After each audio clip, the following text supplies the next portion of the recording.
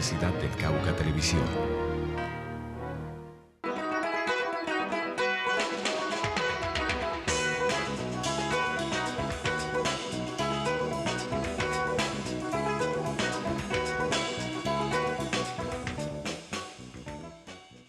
¿Qué tal, amigos televidentes? Bienvenidos nuevamente a nuestro espacio Perspectivas, como siempre, con temas de gran interés para toda la comunidad universitaria.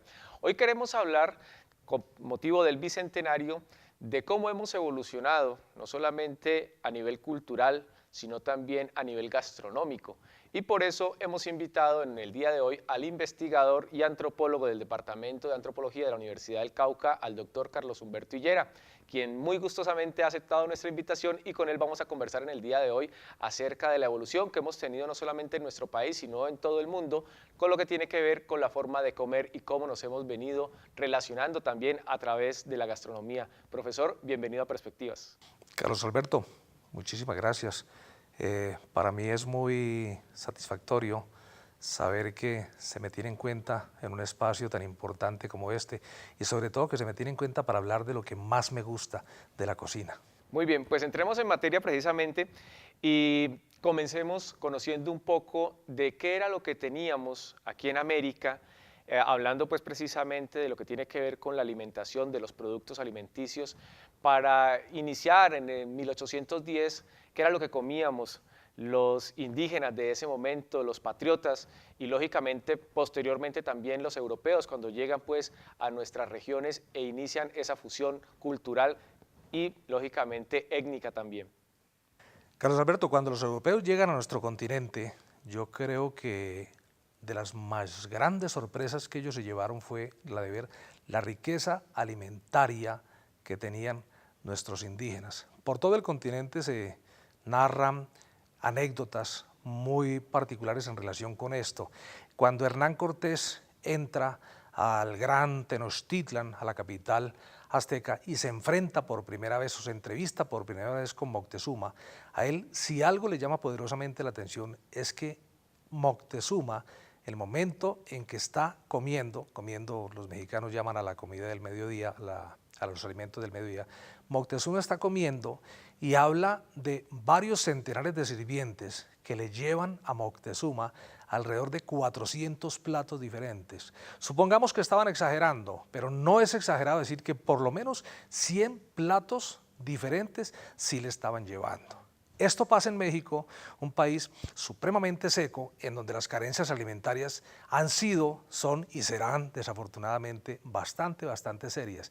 ¿Qué no ocurrió aquí en Sudamérica, que somos muchísimo más ricos en recursos naturales, que tenemos lo que no tienen los mexicanos, muchísima agua? Por supuesto, las sorpresas aquí fueron mayúsculas, porque la variedad de alimentos nuestros superaba cualesquiera expectativa. No hay que olvidar, Carlos Alberto, y esto es muy importante tener en cuenta, que los americanos le aportamos al mundo, por lo menos, voy a mencionar solamente dos, de los alimentos más importantes a nivel de todo el mundo hoy, y que son base alimentaria en cocinas importantes del mundo. Me voy a referir al tomate y a la papa. Increíble, por ejemplo, pero si América no le hubiera aportado papas al viejo mundo, la población del viejo mundo, la población de Europa, en el siglo XIX hubiera disminuido por lo menos por hambruna en un 70, un 80%. Las hambrunas que salvó la papa en Europa son inenarrables. En esa época, ¿cómo eran los platos o las preparaciones que existían tanto en los europeos como en los indígenas nuestros? ¿Qué era lo que ellos preparaban cuando querían de pronto invitar a alguien a sus hogares? A ver, Carlos Alberto, no es muy fácil precisar este tipo de alimentos, este tipo de preparaciones, y decir específicamente en Nariño se comía por parte del indígena esto, aquello, lo otro, en el altiplano boyacense se comía así o asá. En términos generales sí podemos hacer algunas apreciaciones. Por ejemplo, podemos decir, sin temor a equivocarnos, que la papa y el maíz eran dos de los ingredientes más importantes en toda la zona andina. Absolutamente todos los Andes consumían papa y consumían maíz. ¿Cómo lo consumían? De múltiples formas. Es evidente que las formas más comunes de comerlo eran a las brasas, eran sancochados en un poco de agua, como le llamamos nosotros, simplemente en un caldero se ponen con un poco de agua, se les adiciona sal, que aquí había, y de muy buena calidad.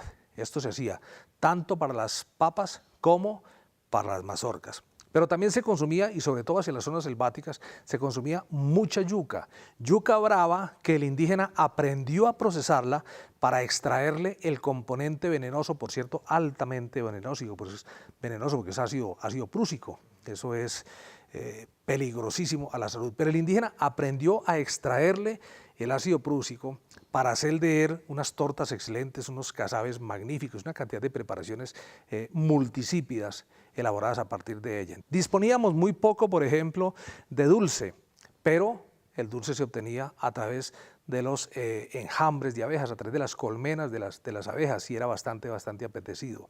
Por supuesto que nosotros no teníamos ni vacunos ni porcinos, pero disponíamos de cualquier cantidad de animales de caza, de presas de caza, de carnes muy valiosas. Se comía tatabro, se comía saíno, se comían borugos, se comían tinajos, una cantidad de estos animales, unos roedores muy grandes que aportan unas carnes de mucha exquisitez, y esto sin mencionar los peces que habían en nuestros ríos, en nuestros lagos, o los que habían en nuestras costas, igual que moluscos y mariscos. Todo esto era ampliamente consumido. Ahora, esto se vuelve más interesante cuando llega el europeo, porque el europeo nos trae cosas que definitivamente modificaron nuestras costumbres alimentarias. El europeo nos trae la harina, que ya es de suyo bien importante. La harina de trigo modifica completamente nuestras costumbres alimentarias, y nos trae una cantidad de productos más. Nos trae muchos condimentos que aquí eran desconocidos, y por supuesto nos aporta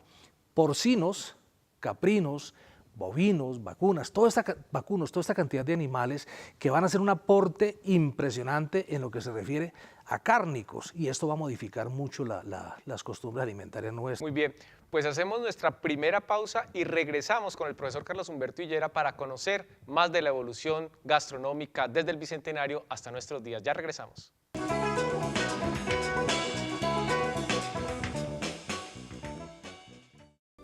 Testigo mudo del paso de los años.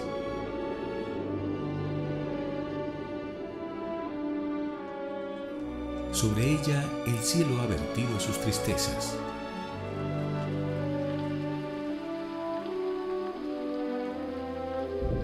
Y bajo ella la tierra ha rugido expresando su dolor.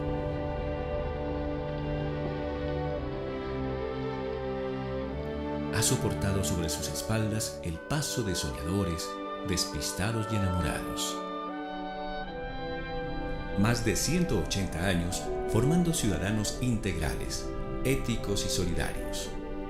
Universidad del Cauca, más que una tradición, un compromiso permanente con la educación en Colombia.